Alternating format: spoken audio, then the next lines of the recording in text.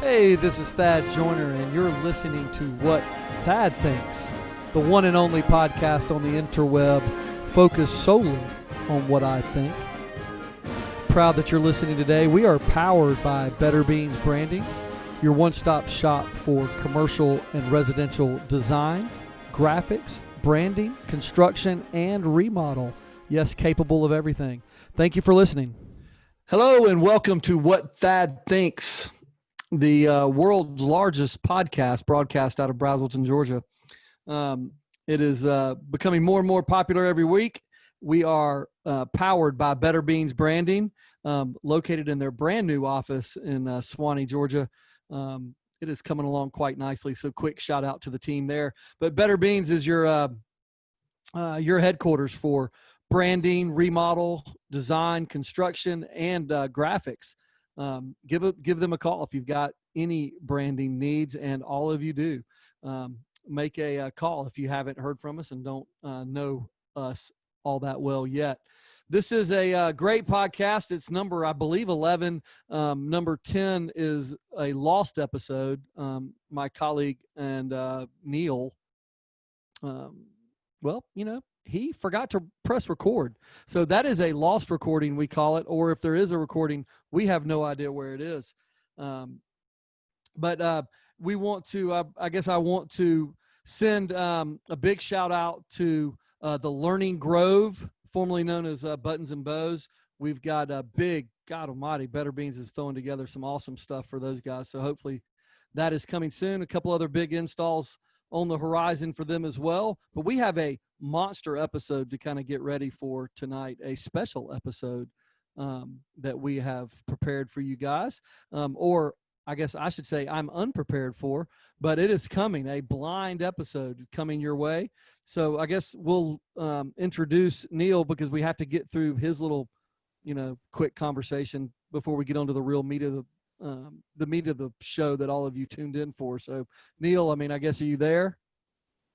I am here. People were hoping you weren't there, but there you are. I am the meat. Did you get a haircut? I got one of them cut. One of these days I'm gonna have to show some pictures of you with so much hair back in our day. Great hair. Mane. It was a mane. You didn't have many hair. You didn't have many hairs. We all knew you were going to be bald because you didn't have many hairs, but all of your hairs that you had were thick, luscious, and long. I used to think that I was John Travolta with that hair. I met him once, right? Me and Alita. I thought Ashley met him too or something. Wasn't he in the hallway in Miami or something? Yeah, we stalked him. I used to joke to my wife that we were best friends. You and John Travolta? Yeah. There you go. I don't know why. I was just there. Maybe it's because I dance like him. I would pay to see that. Would you? How much? A few dollars, like 5 or 10. Nah, that's not enough. No. Not enough. Not enough money. What's going on in your world, bud? Are you thinking disco John Travolta or something like? Well, at this day and time in my career, I'm more of a Pulp Fiction, John Travolta dancer. That's however, I'm sure one or two songs I can give you Saturday Night Fever. Wow. I definitely give you Grease now. That just went up to $20. $20 for what? Grease? Yeah. We're going to have to get at a zero before we even begin to discuss me dancing on this. I'll come over to your house and dance. Okay. Don't take that the wrong way, but I'll come over there and dance. I've got a table for you. How are you? What's going on this week? Oh man. Well, we've I just put in an offer to buy another childcare center. Not an offer. I guess we're under contract for another childcare center. So pretty excited about that. Hopefully close on that within, 2 months. So it's always fun to close on a business during a pandemic. I've never done that. That'll be a first. And, I think it's going to be dynamite. Jennifer and Brittany, the team, the operations team that runs Cedars, I mean, they're amazing. So, really it's all about giving them the tools they need to grow, because they're dynamos, they're experts, they're brilliant. They're fantastic at what they do. So that's great. I didn't mean to give out. That's a lot of compliments. Hopefully they didn't listen. We don't want them feeling too good about themselves. For too many. Well, hey, look, the point you're making too, there are deals to be had right now. That's great. Last week we talked about that last week with Kathy, because if you haven't listened to last week's podcast, I don't go back and listen to all these. I mean, Neil, do you go back and listen ever? Not a one. Not a one. So I don't go. I've gone back and listened to like 2, maybe 3. I went back and listened to Kathy's. That was an excellent podcast. Excellent guest. But yeah, there are, of course, I mean, the what Thad thinks portion at the end last week basically said, hey, look, you either need to grow or you need to get out of business, right? So that's it. I mean, that's where you're at. So we be growing.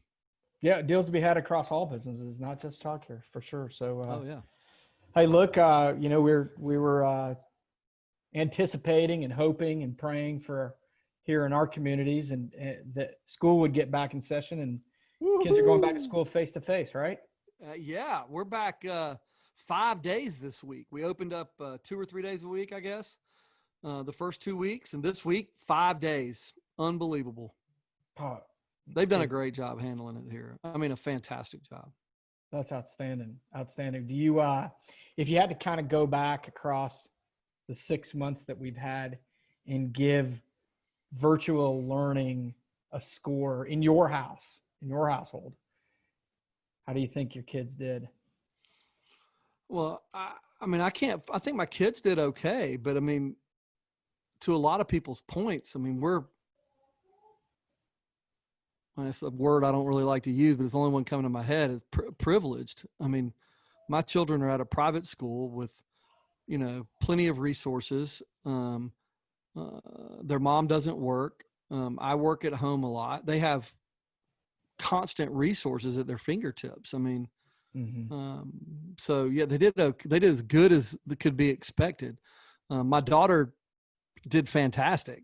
My son, I don't know. I went up there a lot of times. He's standing on his head watching the screen. I mean, it's just not built. I mean, you wanted me to score it in my house. I mean, I'd like to score it for the country. I think digital learning for elementary and middle school age kids especially is complete garbage. I mean, it's not learning. That's got to be a tough thing for you to say right now, right? Because we've got programs. You've got a program that is participating in servicing that need, right? Well, it's not hard for me to say at all. I mean, we are facilitating what the school systems are giving us. And a lot of these children have parents that work and that have to leave the house. Mm-hmm. So we're giving them a place with charging ports, learning pods, digital devices, and strong internet, and doing our best to help them and hire people that can help them through their learning. But as far as being a quality education, this isn't how children learn. It's not developmentally appropriate. I mean, I had a friend, holy Moses, I got a friend who has like a first grader or something. And she actually posted on Facebook her child on day 4 of digital learning this fall on the ground, just in tears. Like, he cries all day long. He hates, it's not appropriate for that age. So there's no answer other than, in my mind, for my family, there's no answer other than my children need to be in person learning. And I don't get to give all the answers for the rest of the world. But for my family, I was clear, if our school, which happens to be private, if our school didn't go back to face-to-face, we were going to move, change schools, transfer, move towns, whatever we had to do to get them in a school where it was face-to-face. I mean, you only kind of get one shot at at least to me, it feels like you only get one shot at them being 12 years old and needing to learn. You only get one chance at that. And some of the experiences they would have to miss out on is, these seniors that miss their senior year, and all the stats. It isn't just book learning, right? This isn't just the academics. They miss entireties of social experiences and skills that make conversational skills and making decisions and Yeah. learning to stand up for themselves. So yeah, you can't learn that on a iPad. No. I mean, I'm not going to embarrass you, but I mean, like, how were your grades in high school? Not particularly great. I mean, not great, right? I mean, Skated by. Yeah. So that was me too. Did what I needed to do to get by. Yeah, that was me too. So, I mean, I certainly didn't take advantage. I mean, I can imagine how great I would do at school if I went back right now. I mean, it would be amazing. I mean, I would get all A's and everything. It would all be interesting to me, right? Mm-hmm. Then it wasn't. I mean, learning to ask a girl out. I mean, learning to fit in with other groups. I mean, trying out for a team. I mean, joining a club you had no idea about. I mean, all these things that are just, they're gone. Yeah. I mean, it's so sad. It's so sad. And they're not going to be as smart. I mean, most of the stuff I learned in high school wasn't, I mean, I guess I learned algebra. I couldn't tell you 20 things on the periodic table. I don't think I could tell you 8. I think I'd take that over. I think you can do the over. You can do that. But you understand what I'm saying? Like some of the stuff we learned in chemistry, we don't know now. In fact, the only thing I can remember from chemistry is the periodic table and what it looks like. I don't remember anything else I learned in chemistry, but I got suspended from school in chemistry class. Me too. Wow. Smoke bomb? Smoke bomb. What did you do? Lit off a smoke bomb. Oh, no. No, I told my teacher I was going to kill her. Yeah, both of those are terroristic threats. So now, yours was a terroristic act. Yeah. Mine was a threat. I executed. Mine was a joke. And in fact, it took 2 days for me to get suspended because she finally came in and said she couldn't sleep anymore. I'm sorry, Mrs. East, if you're around. I have no idea what I was thinking, and I apologize. Shame on you, man. Shame on me. But yeah, schools are back. Glad they're back in. And look, this is what we need. They need to be back in school. We need to see how to deal with positive cases. Folks in the child care industry have been dealing with positive cases for a while. They know how to handle it. They know the protocols. They know how to communicate. The public schools are going to learn that now. And the slow adopters, the school systems that are behind, are going to quickly realize, we need to get our butts back in school. Yep. Everybody else is going back. And you know something else that's positive that's going on. Sports are coming back, right? You got NFL is a few weeks away. College football for the conferences that are still playing are a few weeks, 4 weeks away. High school football is getting ready to start up. Yeah, we're I think 3 weeks away from professional football, 4 weeks away from college football, and just 2 weeks away from high school. That's pretty daggum exciting. It's going to be interesting to see if they let it go. I know my son's been practicing. I thought it was funny. You got the Big Ten and the Pac-12 that opted out of college football, along with, I think, Ivy League and a couple others. The WAC. I mean, a couple smaller conferences opted out. It's going to be interesting to see what they look like, because I don't think the SEC, ACC, and Big 12 are going to stop. I think they're going to play ball. So it's going to be interesting to see, is there going to be mud on their face in the Big 10 and Pac-12, or are they going to look like the geniuses? What do you think they're going to look like? Well, I fear being a fan, particularly of college football, that the teams that go into the postseason or the teams that win the playoffs are going to have this asterisk next to their name as the season that was the COVID season. And I hate that for them. These kids don't deserve that. They're still playing all 4 downs. And I haven't even thought about that, because I thought only the SEC matters anyway. Yes. I mean, everybody else is just, who do we play in the first round? Who do we get to beat? I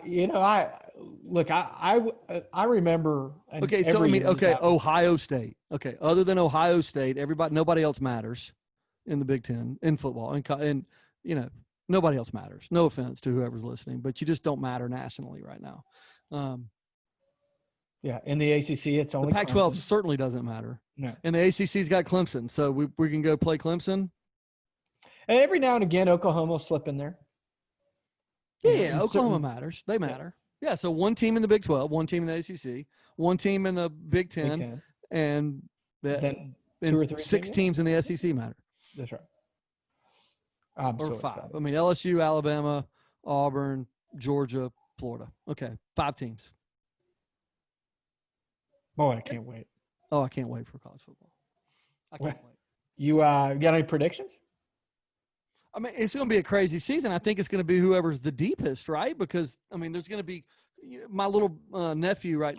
My nephew today, Neil, got he's a freshman in high school at his school in a quarterback battle. You know, he's a quarterback and he's at a very big high school, a very prominent, nationally known high school. And he is in a battle to be the starting quarterback for the freshman team, and got the news yesterday that he has to quarantine for 14 days because someone in his class was tested positive. Crazy. I mean, I can't. I mean, it's really not even. It's going above and beyond CDC protocol. But he is brokenhearted. I mean, brokenhearted.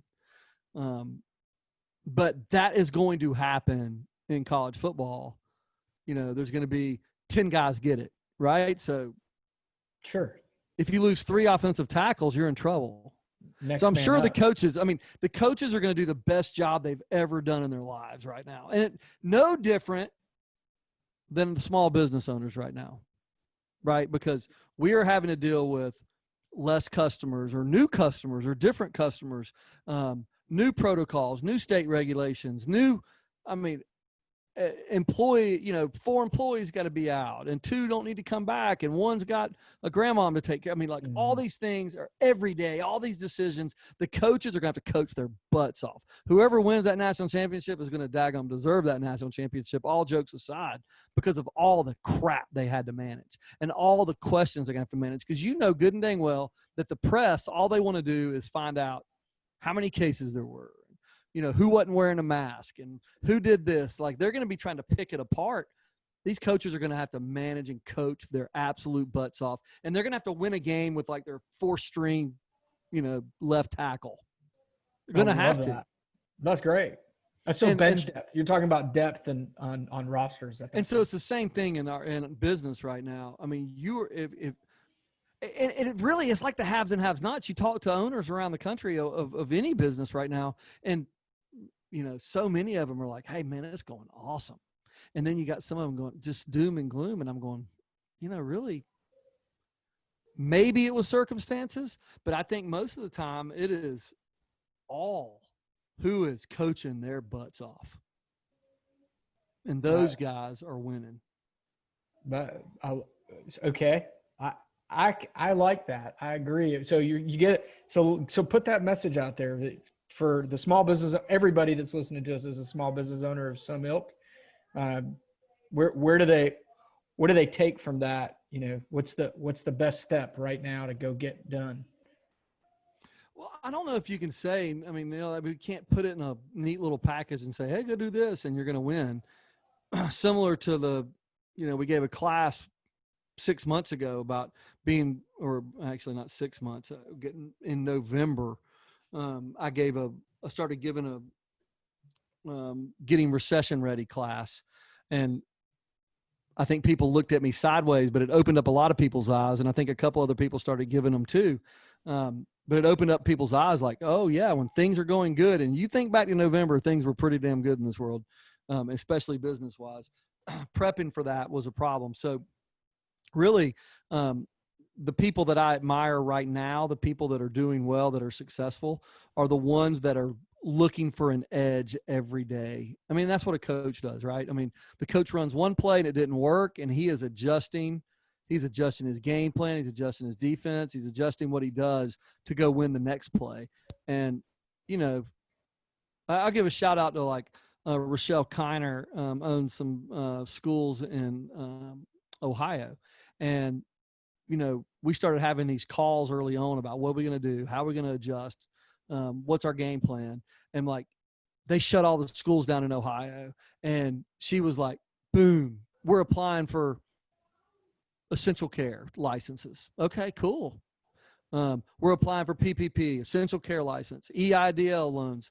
Oh man, we're going to do in-home care. We're going to do in-home care. We're going to let our teachers be nannies. We're going to charge this. We're going to do like, she had 20 plans going on, and she was working her bleep off. She was working it, man. And, that's the people that are going to win. Like, I know Ohio's been kind of slow to come back, and, she's maybe not thrilled by her level of business is back, but I guarantee she's kicking 99% of the people in Ohio's butts. And I know she's doing, I mean, I had an update call with her yesterday, so I know she's doing pretty dang good. But those are the people that win. So it's like giving you a neat package. I mean, if I said one thing, it's going to be one vague thing. That one thing is wake up in the morning and look for an edge, and don't be afraid to try something. Excellent. Thank you. Good. So we're sitting here talking about predictions. You watch any of the conventions these last 2 weeks? Political conventions? Yeah. Heck yeah. Maybe every minute. Oh, yeah. I mean, okay, maybe not every minute, but I have watched a lot of convention. Yeah. Okay, so compare the quantity of your watch time on conventions now to 4 years ago, 8 years ago. Same. Up or down? Same. Better quality? Same. I mean, the other ones are maybe more fun because no people really does have an effect on it. I mean, I love watching all the different, caucus groups and state delegates, and I love that. So not having, it's definitely different. It's definitely different. I mean, okay, who won the convention battle? Well, it's not over yet, right? True, but right. Look, here's the thing: most people that are solidly on the left are going to say that the Democrats won, and most people that solidly on the right are going to say that the Republicans won, right? So these things kind of have, the main purpose is to rally your base, so your base is excited, and then the next part is to win over independents, and you're going to sway very few people. I mean, Joe Biden didn't sway any hardcore Republicans over to his side. That didn't happen. Yeah. And I don't think Trump will either. Will swing some hardcore leftists over to his side. That's just not going to happen. So, for me, so far, I mean, there was very few, if any, real, it's a political convention. I don't know. I don't want to really say, look, man, I don't know who's going to win. I know that for me, I mean, I'm an American. I love America. I'm a patriot. I'm a veteran. I mean, so this hatred of America is not for me. It's not for me. So there you go. Were there any surprises for you for either week so far? Surprises. Yeah. I was surprised that the Democrats didn't lay out their plan a little bit more clearly. We know who they don't like and what they don't like. I would like to see what they were going to actually do. So I mean, I like to open my mind up and listen to what ideas are coming out, and I didn't hear a whole lot of fresh ideas. And on the Republican side, the biggest surprise is they're just absolutely going after the African-American vote in America. I mean, they're not making any bones about it. They're not going to ignore that group of Americans. And I think that's a great thing. And I think the Democrats did that too. So let me double say, I think that's a great thing, right? I mean, we should be going after all Americans' votes. And if one side is not actively or just conceding that these guys are all Democrats, then that's not a good thing. So I think that part's been good. Okay. So, but not willing to predict today necessarily a winner in the convention. Listen, you're asking me for prediction, but today's, surprise podcast is all about what Thad thinks. And we opened it up to loyal fans to send in their questions today. And I would tell them what I think about anything. You've already asked me like 20 questions. Neil, you don't get to ask everything, right? It's time to let some of the folks decide. That's right. That's right. So we've gotten a mailbag full of questions for you today. Before that, we talked about how great last week's podcast was. One of the things that was the best of that was our challenge, our alone challenge. And when I say our, it is your challenge. So we are picking dates in October right now.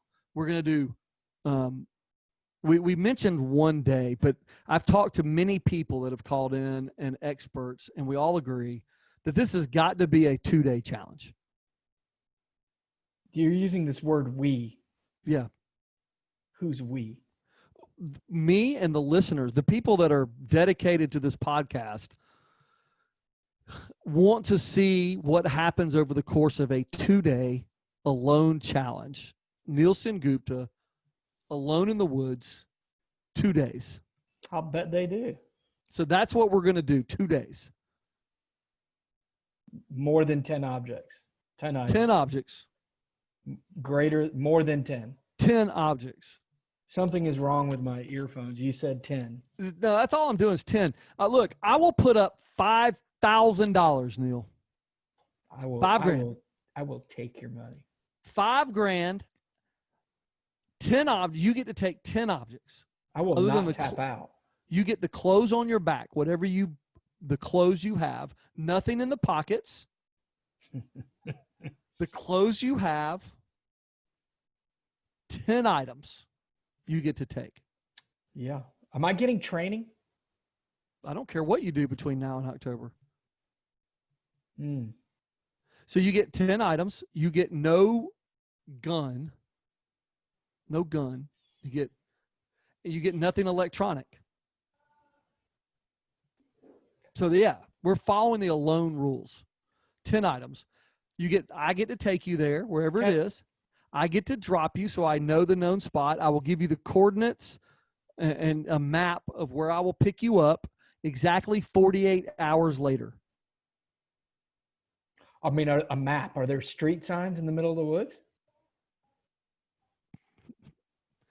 Are there streets in the middle of the woods? Well, a map, right? So, turn map. left at this tree. So one of the items you could bring is a compass. So 10 items, $5,000. Are you ready, Neil? I mean, listen, my wife said it should be naked and afraid. I mean, your wife is out of her mind. That price is going to have to go up for that. 10 items, you in the woods, October. What date in October? I want to pick it right now. No, we're not picking it right now. No, we're picking it right now. I don't have my calendar. Listeners want to know right now. No, I don't have my calendar. I'm already going to do it, but I need time. October 15th. 15th and 16th. Oh, I think I got something going on that day. No time to joke, Neil. But it's not joking. Okay, the 12th. Yeah, it's going to happen 2 days in October. Done. Before the 15th. What arbitrary date is the 15th? I don't want it to get too cold on you, Neil. Oh yeah, that's a good point. I hate the cold. Yeah. Let's do it when it's, perfect weather. There'll be nothing to complain about. Yeah, well, between now and then, I'm going to get some training.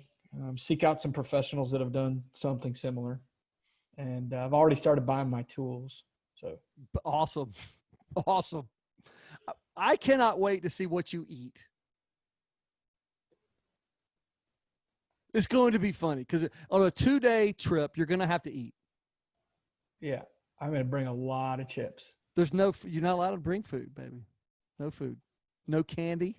Oh, you're out of your mind. No food. I have to have gummy bears. I know that, but you're not getting it for 2 days. Yeah, they're going to have to send some emergency vehicles. All right. So, listen, it's set October 12th. Unless we have a change, it's going to be October 12th and 13th. Neil is going to be left alone in the woods. Feel free to text me more challenges you'd like to see from him in the woods. I'd love to throw those out there. But it's for $5,000. You get done, Neil, there will be $5,000 cash waiting on you. That's a done deal. We will talk about this later, but I need your listeners who you have just invited to send you a challenge. Yes. To be mindful about safety. Okay? I have a wife and children. Yes. I'm home to. Yes. So, yes. like some idea that somebody says, "Oh yeah, let's tie a piece of steak to his backside, so that a bear can chase me." That's not getting filmed. We're not adding challenges. We're not okay. adding. We could say, "Hey, tie meat to your back for an extra $1,000." get through the hour. Yeah, you could keep an hour. Sure, an hour. I can do that. Okay. All right. You just said an hour. Sure. I mean, I picked the hour. You're cashing checks. I don't know that you can. God, that's a weird. Look, so move around so much in the green screen. My turn to start asking the questions now. Okay, well, these aren't really your questions. These are the listeners. So here's what we're doing. We have sent it out there to the listening world. Send me your questions, whatever you want. Nothing's off the table. I will tell you best I can what I think about it. That's in place of a guest. It's what Thad thinks, listener style, I guess. So I guess I'm semi-bracing myself. Try to load me up with softballs to start. Man, I got a fun one to start. I'm gonna go straight to the mailbag. You called on her earlier in the day. Rochelle has asked the question of, if you had intro music, what song would it be and why? What intro music would I have and why? Mm-hmm. Well, there's a lot of great music out there, Neil, no doubt, right? I've got plenty of genres that I like to listen to. But if I'm intro, I got to get, it's something I want to get pumped up. And maybe for me, because I'm always, as you and Ted know, and Sage, as y'all know, and maybe if we go back to Kip, my game is being in your heads and knowing that you can't beat me. And I like to steal all hope.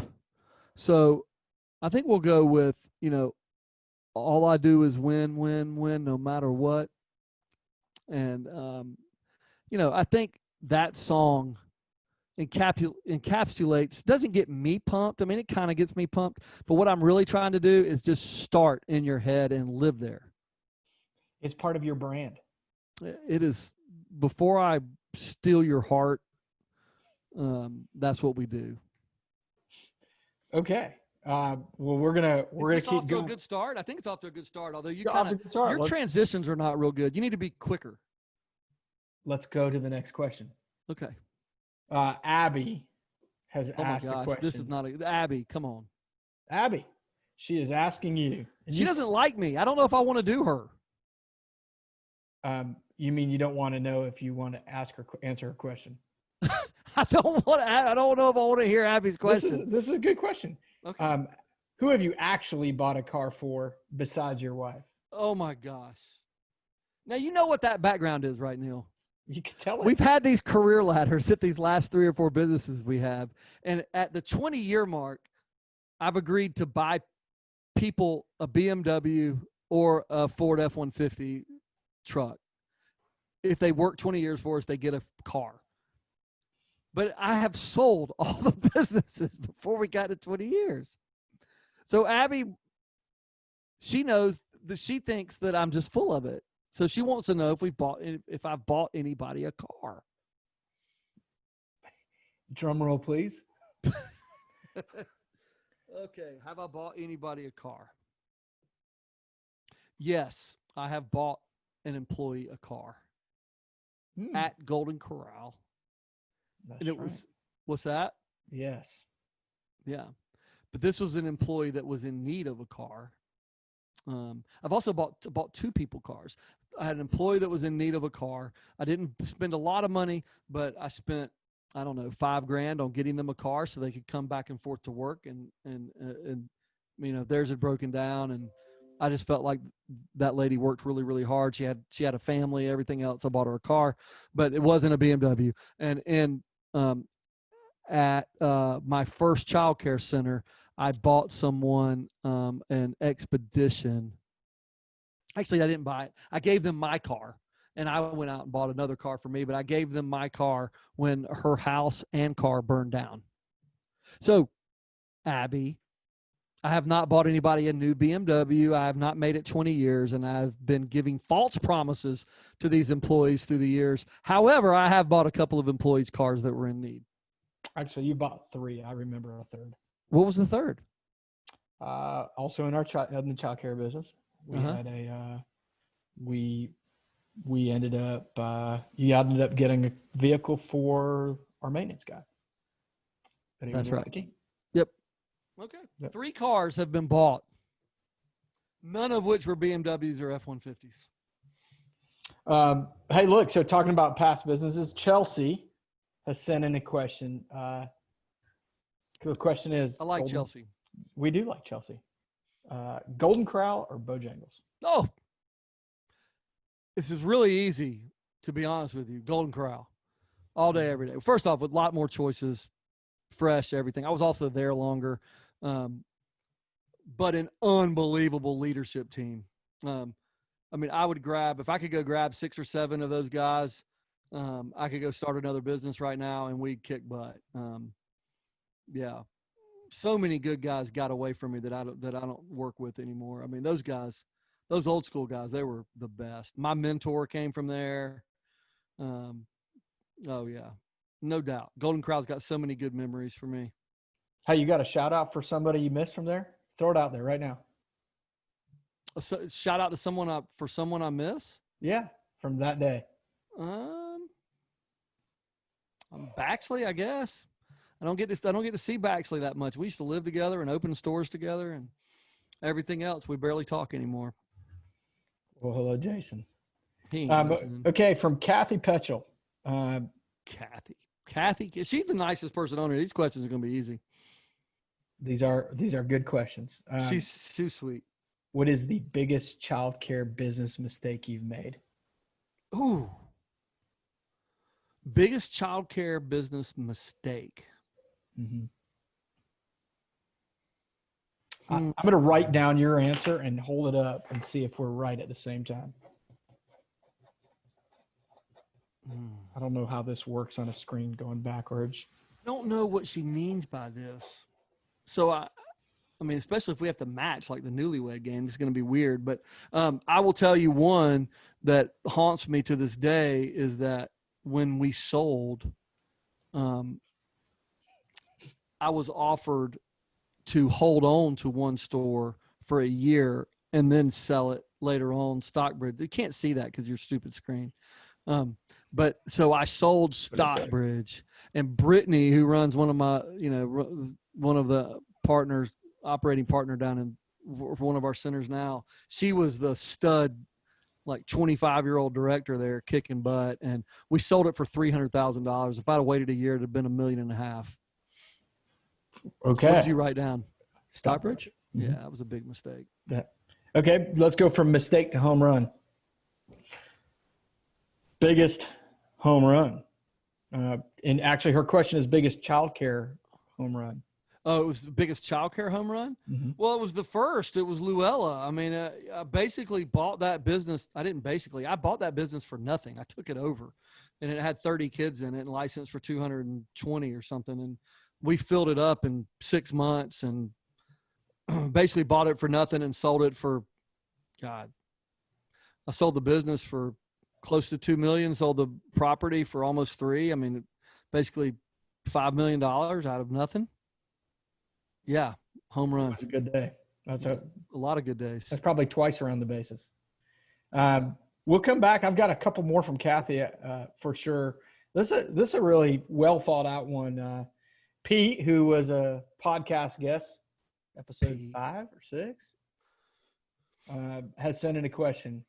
If there was one ethic you could import from your days as a Marine to the childcare business, what would it be? Oh, discipline. That was a little too fast. Oh, God, discipline.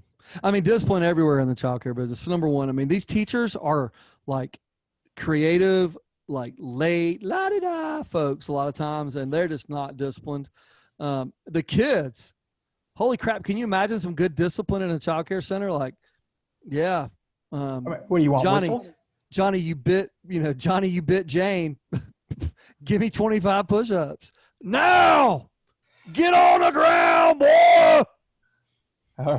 Pete, there's your answer. I mean, discipline. Holy crap balls. Okay, how about going that reverse, vice versa? If you could impart for the Marines a specific work ethic, business ethic. So take a trait from the childcare business and give it to the Marines. Yes. I mean,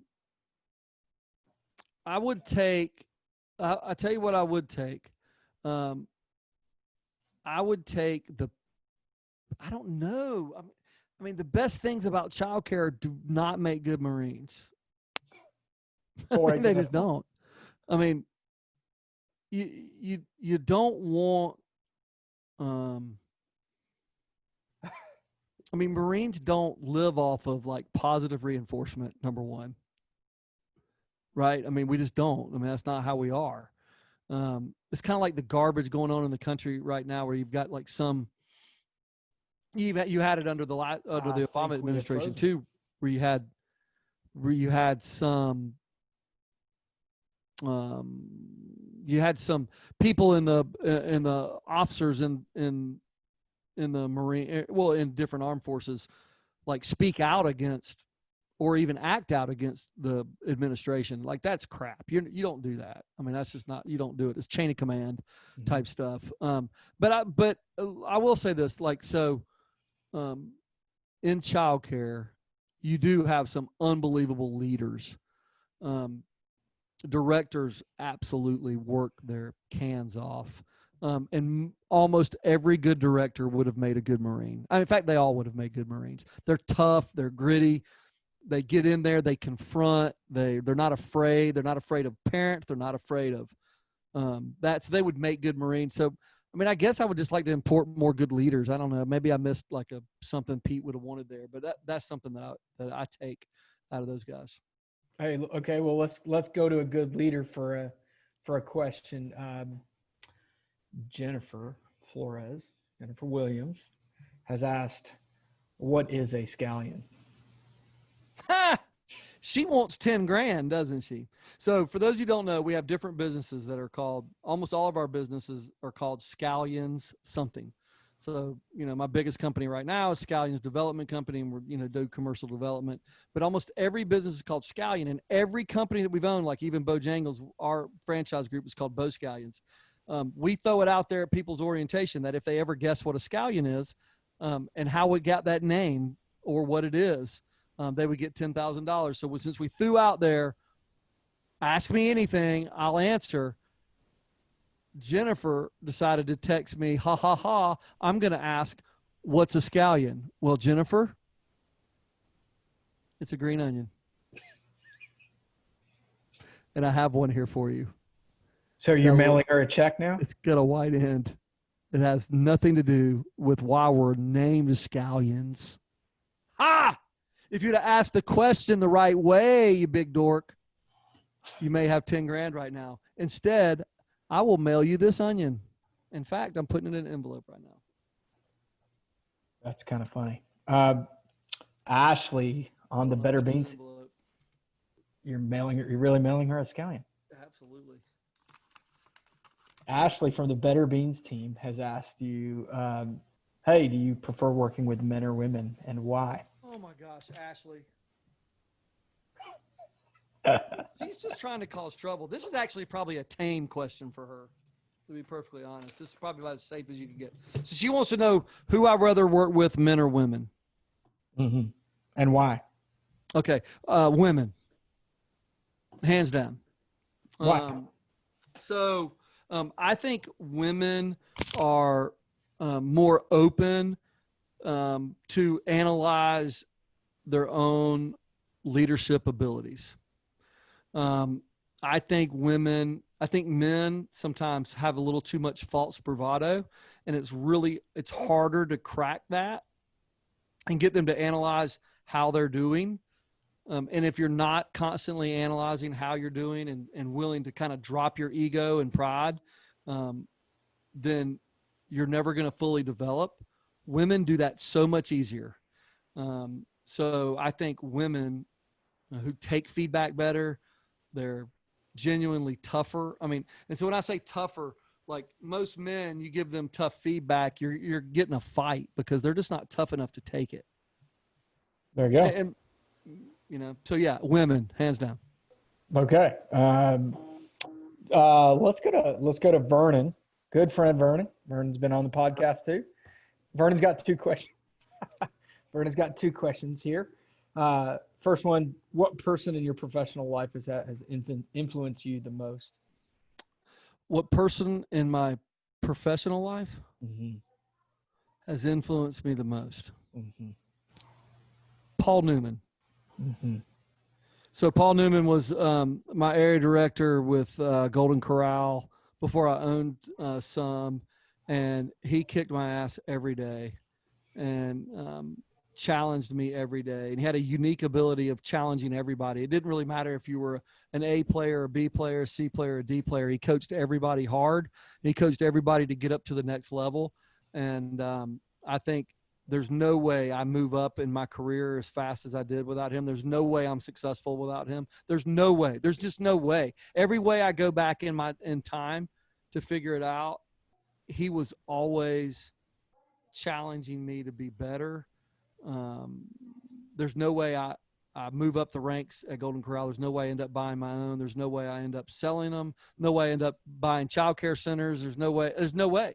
Everything I do, it kind of, yeah, Paul Newman. God rest his soul, man. Lost him way too early. That's a good man. Hell of He's a good man. Also from Vernon. He freaking hated you, Neil. Paul Newman loved Nielsen Group. Same things. Coach. Yeah, he coached. He coached his butt off. He opened like 70 Black Eyed Pea restaurants back in the day. Can you imagine? He got in his truck in Texas and went from city to city, from Dallas to Atlanta, opening up Black Eyed Peas. You know how good you have to get at something when you do it that much? Holy crap balls. He could read people in a heartbeat.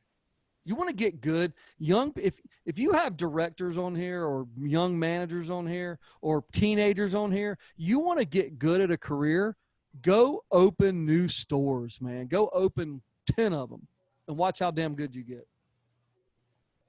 Sorry. No doubt. No doubt. Also from Vernon, how comfortable are you with Vernon's man crush on you? I'm uncomfortable. And there's the answer. Oh my God, I'm uncomfortable. Next question, Vernon. That is a you turd. From Molly. Molly wants to know. Was Molly like our first guest from outside the group? Hey, number one. I mean, we did Jordan right, and we did Ashley, and we did Molly. Mm-hmm. Molly's gonna have a baby like next month. Molly's gonna have a baby. Oh my gosh. Molly and Rob are gonna have a baby. Rob. Molly's gonna do the heavy lifting. Nobody cares about Rob. Everybody loves Molly. You would love Rob. He's all right. Molly's awesome though. Molly wants to know. This will be serious though. This is serious. Yeah, this will be serious. Yeah. In this setting, Molly's serious. Molly wants to know what's the best program to poach employees from. The best program to poach employees from. Yeah. And I don't think she means it that way. Well, okay, yeah. So to me, the best employees out there are in, like, if you're looking for, this is go ahead twofold. So if you're looking for hourly employees that bust their butts, I think you go to the restaurant business and you take their best people. Those guys understand crazy hours. They understand weekends. They understand nights. They're not prima donnas. They work their tails off. So I think you go to the restaurant business to find your winners in the hourly employee ranks. If you're looking to poach leaders, I mean, their leaders are everywhere. I mean, they're literally everywhere. You just have to look. And all of my best leaders, like best finds, have always come within an organization. I've never brought one in.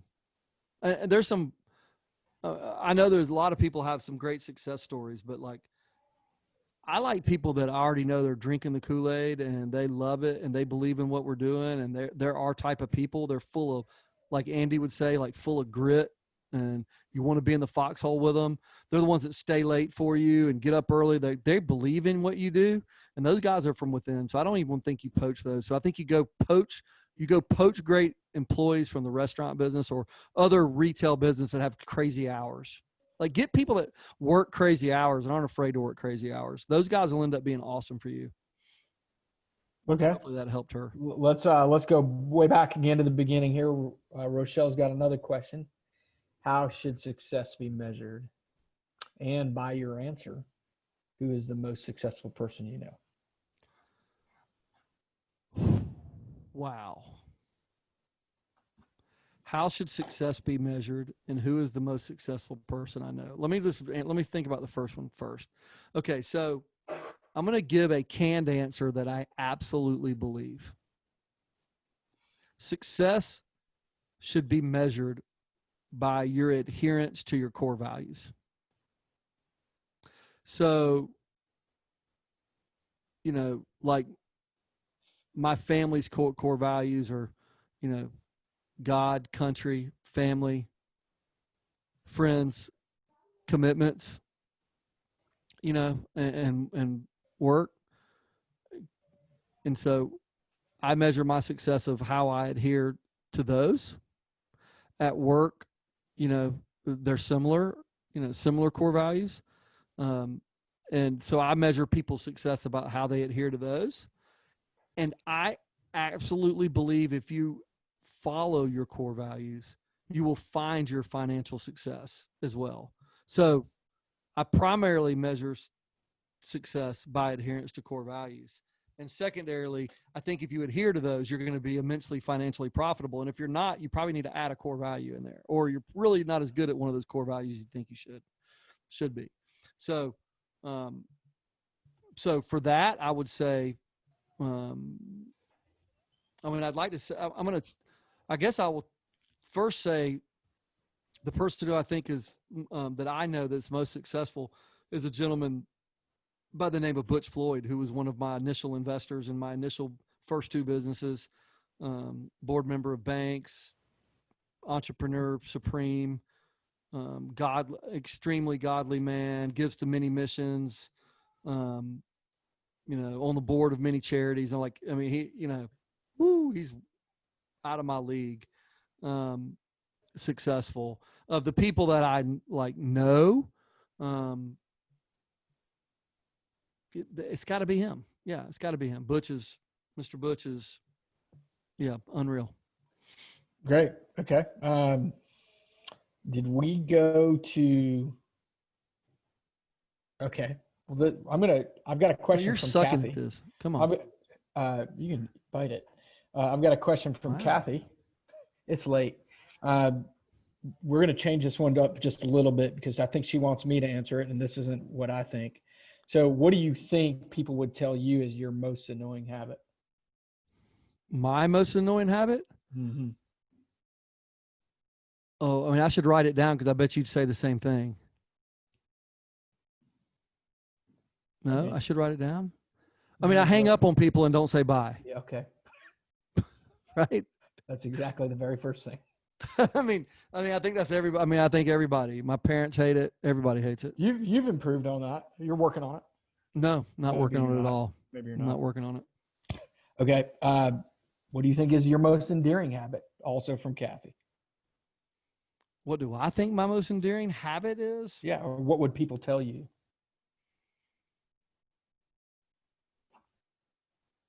I think people know that I genuinely love and care about them. Good. And care about their success. Well, last question. Not really a habit, though. I don't know what that is. Characteristic. If it was a habit, I think people like that I write handwritten cards a lot. You do. Yeah. Last question of the night. Ready for it? Oh, yeah. Rochelle would like to know if you had to change your name, what would your new name be? If I could change my name, what would my new name be? Well, I had two. I had one growing up, and it sounds so bad now, but I wanted to be called Chat, C-H-A-T. My full name was going to be Chatsworth. We went through a city in Georgia called Chatsworth, Georgia, and I always thought that would be such a good name. So I always thought that my name would be Chatsworth, and I could go by Chat. That's kind of dumb. I have no idea. Where is Chatsworth? It's up like near Ellijay, up there by like the gorge up there in North Georgia. Chatsworth. Okay, chat. Yeah, chat. You can also call me King. Yeah, I don't think that one's gonna fly. No? We'll stick with chat. Yeah, so that wasn't too painful, right? I mean, hopefully we gave some people what they want. But Neil, thank you for the asking the questions. Thank you for not giving too many opinions, and I thank all of you loyal listeners for tuning in and giving us those. I think that was a pretty fun little section. So hopefully you got a couple takeaways. Thanks, Neil. See you next week. I will now it is time quickly to tell you what I think, even though I just told you like 20 other things. Now it is your favorite time for what Thad thinks. I'm going to do something, I guess, give you a visual aid, something that was on my mind today. It was kind of another change up from things I normally talk about. First thing I'm going to say, I think Vernon, I owe you. Something is coming your way for putting me on the spot like that. But here's the thing. I almost thought it should be a title of a book as I was driving today, thinking about this. I was in a conversation with someone on the phone, and you could tell it was driving them crazy that I was taking such a hard stance on something I thought I was right on. And if you know me, you know pretty much everything I'm taking a hard stance on.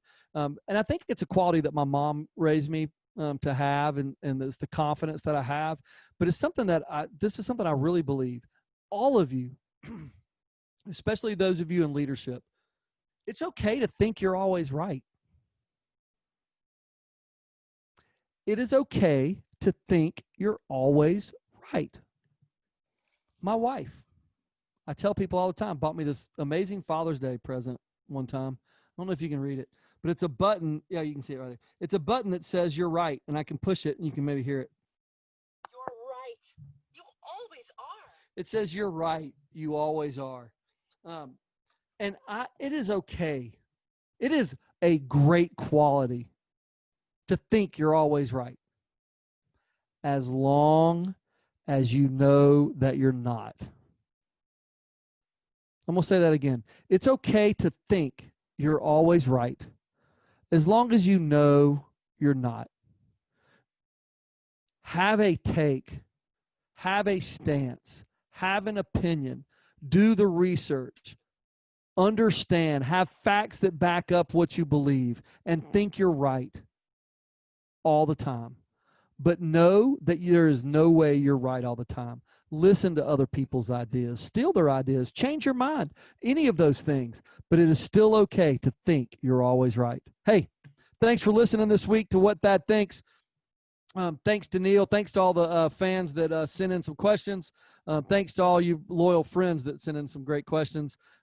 We will be on live next week at noon as well. Remember to give Better Beans a call or look them up send them an email at info@betterbeansbranding.com or go to their website at betterbeansbranding.com and see some of their great work that they do, what they can do for your business and help you take off. Remember, if you're not growing, you should be going out of business. I appreciate you joining us this week, and see you next time. Adios.